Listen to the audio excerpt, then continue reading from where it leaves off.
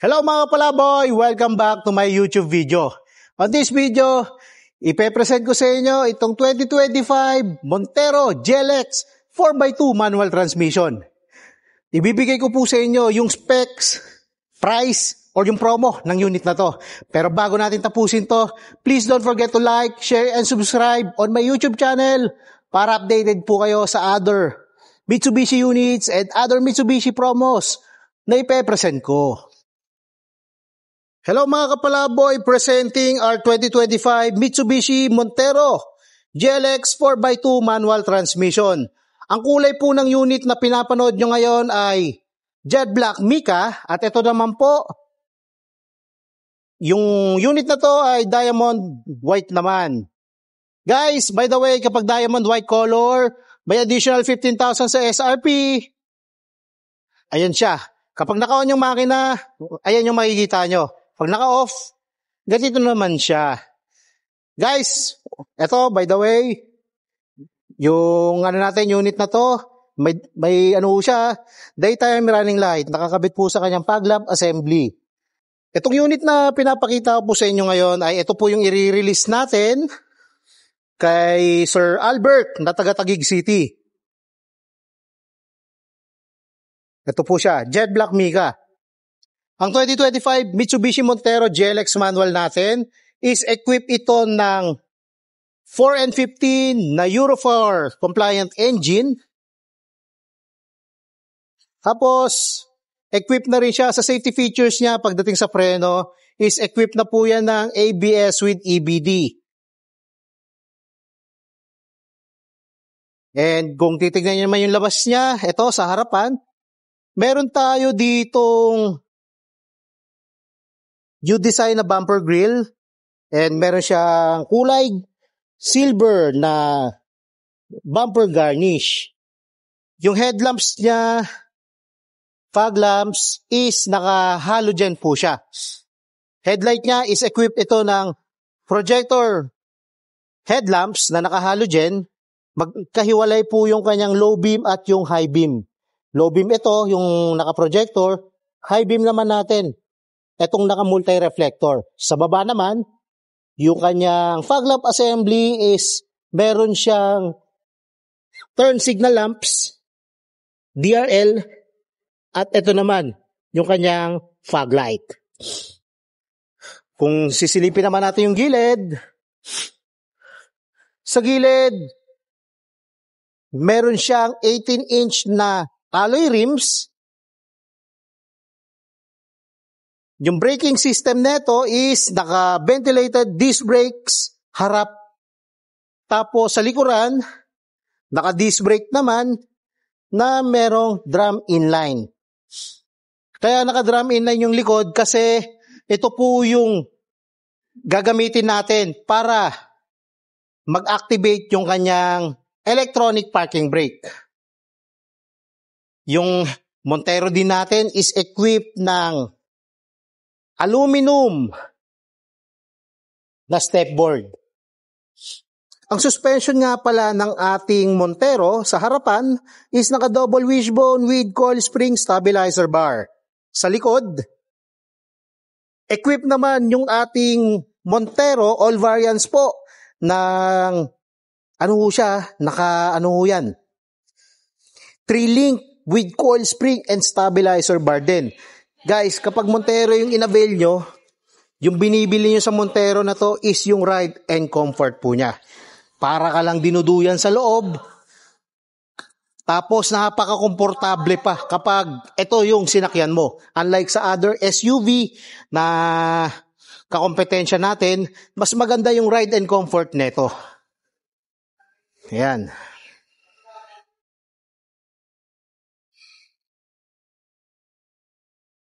Guys, ulitin ko lang sa braking system natin. Yung braking system ng Montero natin is naka-ventilated disc brakes po siya. Tapos meron siyang anti-lock braking system or ABS. And meron siyang brake assist. And meron din siyang brake override system. Napakaganda ng feature ng ating Montero. Napakalakas ng preno niyan. Sigurado, makakapreno ka on time. And ngayon guys, papakita ko lang yung gilid ulit. Sa gilid kasi natin, kung napapansin nyo, yung ating Montero GLX manual transmission is equipped ng keyless entry. Tapos, kung gusto yung buksan yung pintuan manually, sa driver side tayo kasi sa passenger side niya, wala ho siyang keyhole para ma-manual or mamano-mano yung mabubuksan. Kasi dito sa driver side lang po yung kanyang keyhole. Para in case na maubusan ng battery yung ating unit at kailangan natin buksan, susian mo lang siya dyan, mabubuksan nyo na. Ayan. Tapos papakita ko lang sa inyo yung susi niya. Ito po yung susi ng ating Montero manual. Ito po siya. Mayroon siyang lock and unlock button. Ngayon, total, nabuksan ko na rin naman yung unit natin. Bago ko pasukin yan, ito, ipapakita ko lang sa inyo. Yung side mirror cover niya, door handles, and yung kanyang window. Ayan. Mayroon ho siyang chrome insert. Pagdating naman sa roof rail, kulay silver po yung kanyang roof rail. And merong fin type na antena. Guys, mga kapalaboy, may nag-comment pala sa video natin before na bakit shark fin yung sinabi ko na antena ng Montero natin. Para naman tong pagkain. Pasensya na guys ha, mahilig kasi akong kumain eh. Pero fin type antenna yung tawag doon. Maraming salamat po sa pag-correct ng ating, yung ating tawag sa antena ng Montero or ng other units natin na naka-fin type. Fin type po yung antena ng ating Montero Expander. Ayan, fin type po siya. Maraming salamat po. And ngayon, nandito na tayo sa loob ng unit. Ayan, papakita ko lang. Sa driver side, sa kanyang pintuan, naka-fabric po yung kanyang sidings. Pero, yung kanyang door handle po, ayan, may stitch, pero naka-plastic po yan.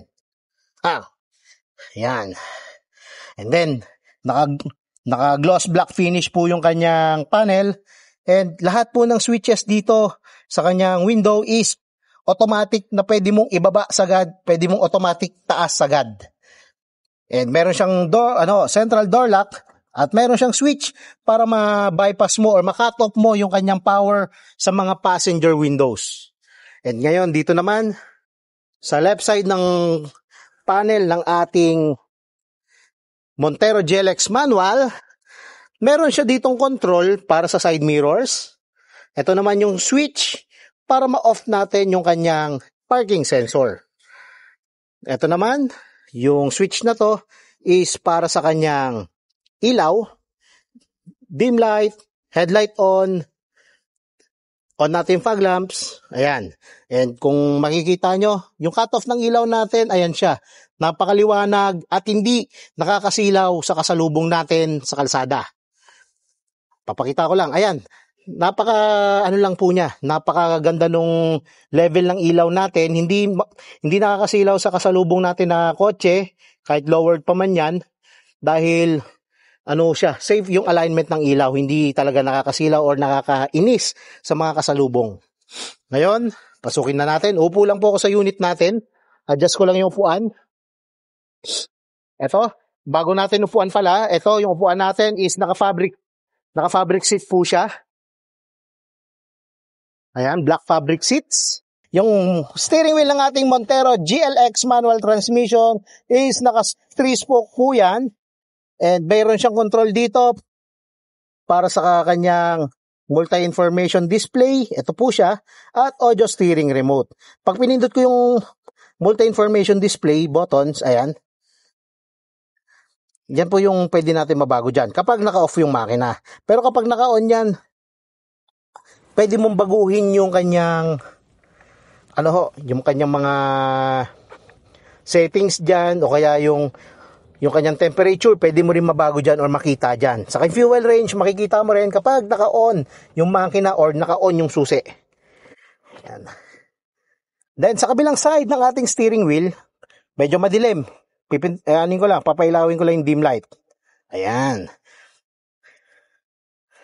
Sa kabilang side naman ng ating steering wheel, meron siyang cruise control button. Ito.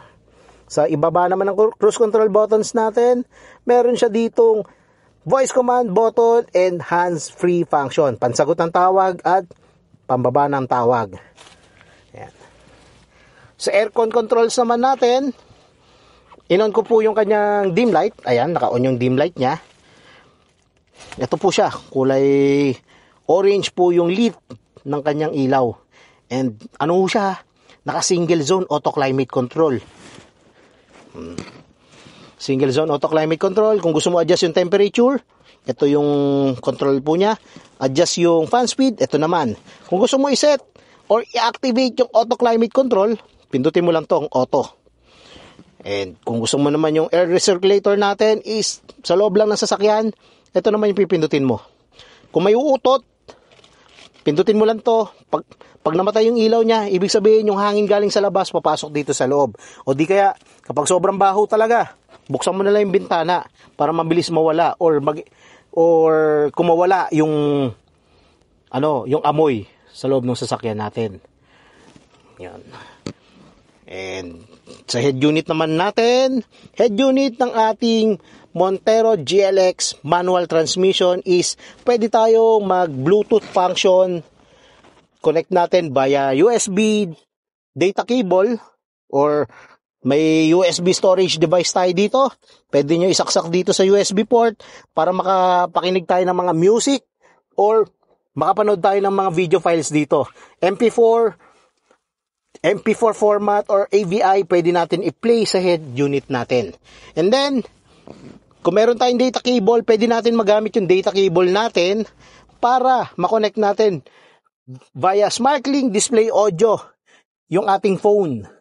Kung kayo po ay naka-iPhone, magagamit natin yung Apple CarPlay niya.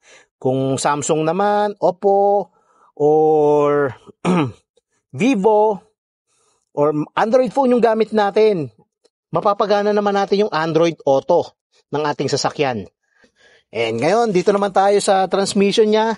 Ang transmission ng ating Montero GLX manual is naka 6-speed manual transmission. Ito. Iba po yung natin yung manual transmission natin sa mga adventure, crosswind. Iba po. Kasi yung reverse natin is katabi ng primera. Kapag sinagad mo papuntang kaliwa, pinindot mo siya pababa, pasok mo pa pakaliwa at itaas, saka pa lang po papasok sa reverse gear yan. Pero kapag hindi mo pinindot siya pababa, inangat mo lang or ganyan, papasok lang yan ng primera. Kaya sa ibang driver po ng manual na parang naiilang kasi akala nila kapag sinagad nila sa pinakakaliwa, papasok ng reverse. Hindi po papasok ng reverse yan hanggat hindi mo dinidiin pababa yung cambio. Yan. Saka, malalaman mo rin na nakapasok sa reverse yung cambio natin kapag nag-on yung ating reverse camera. Okay? Ayan. Guys, by the way, yung ating Montero GLX manual is equipped ng 4 na speaker. May 2 speaker yan sa magkabilang pintuan sa harapan at 2 speaker din sa magkabilang pintuan po. Pero ito, kung nakikita nyo sa inyong mga monitor, is meron siya ditong tweeter dome. Abang lang po yan. Kung gusto nyo kabitan ng tweeter po yan, pwede naman po. Pero wala akong laman sa loob yan, guys. Abang lang po yan. Ayan. Ngayon, punta tayo sa second row. Yeah. Guys, sa second row seats, ito siya. Pwede pa natin i-recline yung upuan natin. Yan. Ganyan. Pwede natin i-recline ng ganyan. Tapos, ito yung kanyang armrest console. Pwede natin ibaba. Ganyan po yung correct position or angle ng ating upuan po sa second row. Para at least, kapag binaba natin yung armrest, nakaganyan lang siya, diretso. Kasi kapag naka-straight po or naka-upright position yung ating upuan, yung armrest natin, nakaganyan, tatama dito. Kaya hindi natin magagamit yung cup holder niya. Aircon controls ng ating Montero GLX manual is nakalocate dito. Ayan siya. Meron siyang down button, and meron siyang off button, at meron siyang up button dyan. Yan po yung pipindutin nyo kung gusto nyo mag-up speed or down speed ng fan control. Sa likod ng Montero natin, inuulit ko, naka fin type antenna siya. Kulay chrome yung kanyang tailgate garnish. Bumper garnish, kulay silver. At meron siyang 4 na reverse sensor. Buksan ko lang po yung likod. Ito siya. Kapag naka full flat yung ating third row, ito po yung itsura niya. Buksan ko yung ilaw. Ayan. Naka full flat po yung third row. Maluwag. Marami kang pwedeng ikarga dyan. And kung meron kang dalang plastic bag na hindi pwedeng matumba, isabit mo lang dito sa kanyang hook. Ayan. And meron siyang 2 cup holder dito. Kapag may nakaupo sa third row seat, dyan mo lang ilalagay yung mga baso nila. 12 volts power outlet, meron tayo niyan sa third row. Additional storage para sa mga tools o kaya sapatos, pwede mong ilagay dito. Tapos pwede mo rin angat to lagayan ng mga kung ano-ano, basahan, barya. Pero wag mong lalagyan ng barya kasi maingay po siya. Yan. Tools, dito po yung lagayan ng tools natin. Nakalagay po dyan yung jack. Hydraulic jack na po yung ating Montero. Montero, Triton, equip ito ng hydraulic jack. Yan. Napakaganda talaga ng black kapag sobrang linis. Para kang tumitingin sa salamin kapag kulay black yung unit and naka-wax. Kaya advice ko lang sa mga kukuha ng black na sasakyan or Montero, kapag labas galing ka either ipa-wax mo siya ng step 1, 2, 3, kahit hindi na pala step 1, 2, 3, kahit palagyan mo siya ng paint sealant, tapos Carnauba wax, lalabas pa yung neto, yung pagiging makintab ng ating jet black mica. Ayan, napakaganda. Ang sarap pakintabin neto Ayan, jet black mica. Mga kapalaboy, pag-usapan naman natin yung pricings and promo ng ating Montero GLX manual. Ang SRP ng ating 2025 Montero GLX manual is 1,568,000. At meron siyang cash discount na 275,000.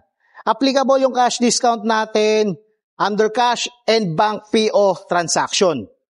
Zero down payment din siya kung kukunin mo siya under in-house bank financing transaction. Yes, monthly na pwede mong ma-avail dito ay 31,000.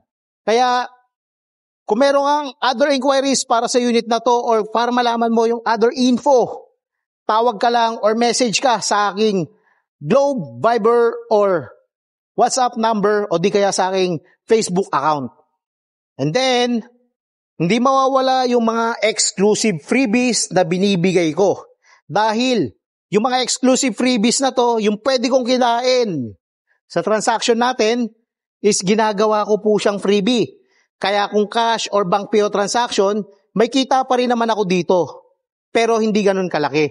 Pero magbibigay ako sa inyo ng GT spoiler, 2 pirasong umbrella, at saka 2 pirasong keychain. Guys, kapag in-house bank financing, zero down payment ka na or wala ka nang ilalabas na cash out, pero ang dami mo pang makukuha ang freebies sa akin. Bibigyan ko kayo ng 2 option sa freebies. Option 1 kasi natin, yung GT look upgrade. Tapos yung option 2 naman is yung Black Series look upgrade. Mamimili ka lang sa 2 upgrade na yan or exclusive freebies na yan kung ano yung i-avail mo. Saka sa mga nagtatanong kung exclusive ba yan sa other dealers, exclusive lang yan sa akin. Kasi inuulit ko, yung pwede kong kitain sa transaction natin, kino-convert ko po siya as freebies. Yan. And inclusion naman tayo. Sa inclusions, kapag cash transaction tayo, free 3 years LTO registration. Babayaran mo na lang 1 year. Babayaran mo na lang 3 years TPL at saka yung 1-year comprehensive insurance. Kung under in-house bank financing naman, free 3 years LTO registration, free 3 years TPL, free 1-year comprehensive insurance with acts of nature, at saka free PMS from first 1,000 up to 20,000. Applicable yung free PMS namin sa selected service center ng Mitsubishi. And meron din tayong mga standard freebies. Yung standard freebies na to, ito, yung mga freebie na binibigay ni dealer. Gaya ng tint, matting, basic tools, early warning device, at floor mats. Hindi ko na binanggit dito yung mga spare tire o yung mga screwdriver, wrench, yung mga ganyan. Kasi kasama na po yan sa basic tools natin at kasama talaga yan sa unit na ina-avail mo. Yung mga owner's manual, kasama na po yan sa unit. Papakita ko lang ha.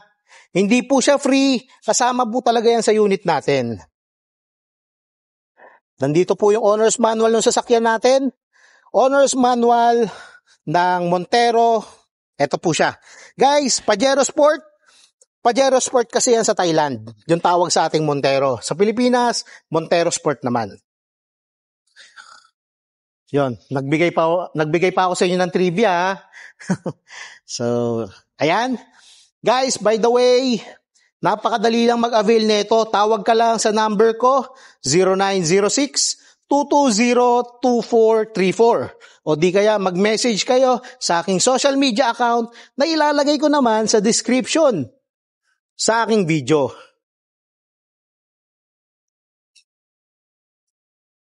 Again, this is Joey Boy Palaboy ng Mitsubishi Abad Santos Manila branch. Turning 13 years na tayo dito sa branch na to. Kaya kung meron kayong inquiries, questions regarding sa unit na to, wag ko kayo maiyang magtanong dito sa comment section o di kaya sa aking social media account.